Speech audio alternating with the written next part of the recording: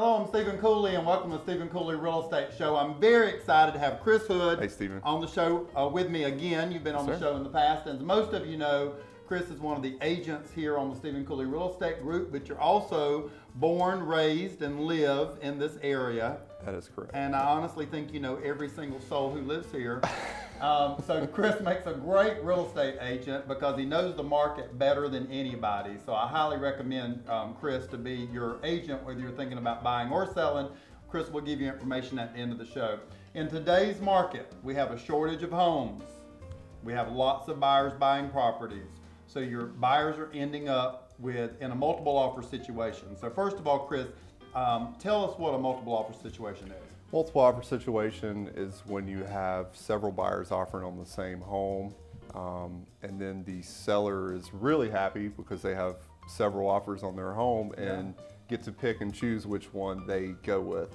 So the most we've had on one of our listings, we've had 11 offers on one home. Right. You were one of the 11 offers. Correct. And Chris's buyer won the house. So that's why he's on the show today talking about multiple offer situations. Chris, what'd you do to separate your buyer from the other 11? Let's just hit the bullet points. Right. Well, there's 5 quick tips I have. One is kind of set the tone. First offer you're going to throw out there really is all the seller's going to know about you is all on paper. So stand apart, offer good price, start off right around list if not above, good terms.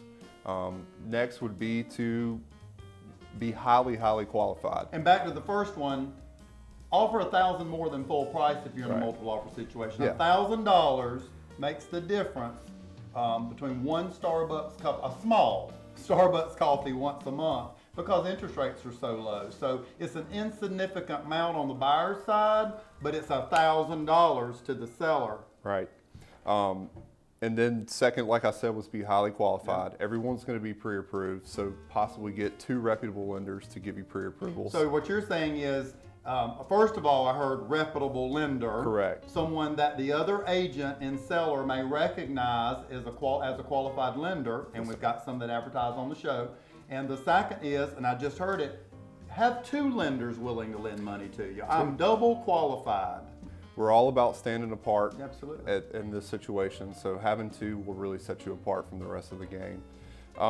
3, I like to appeal to the sellers. I tell most of my buyers to write a personal note. I call it a love letter. A love letter, right. From the buyer to the seller that you pass to the listing agent. Attach it with the offer. And so that's the first thing that they see when they open that offer And yours read, and I don't have it in front of me, but my buyers love your home. Correct. They look forward to starting their lives and their family in this home, and that appeal to my seller.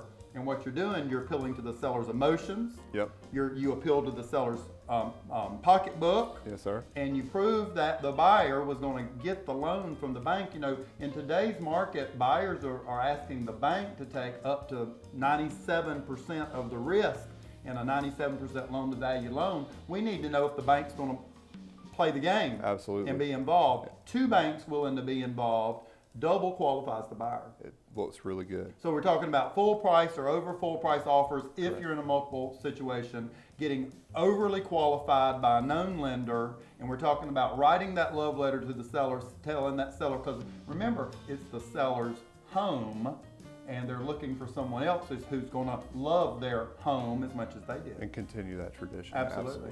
Also, I have good terms on here.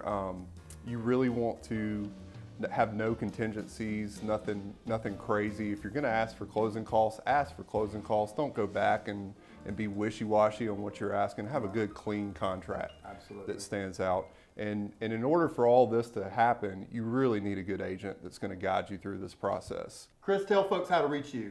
You can reach me on my website at chris.stephencooley.com or here at the office at 803-985-1240. Definitely give Chris a call. He's on standby. If you'd like one of these homes you've seen on today's show, please give Chris a call. And again, that number is 803-985-1240. Please watch and we'll continue and we'll be right back. Stay tuned and we'll be right back with more great homes for sale in your area.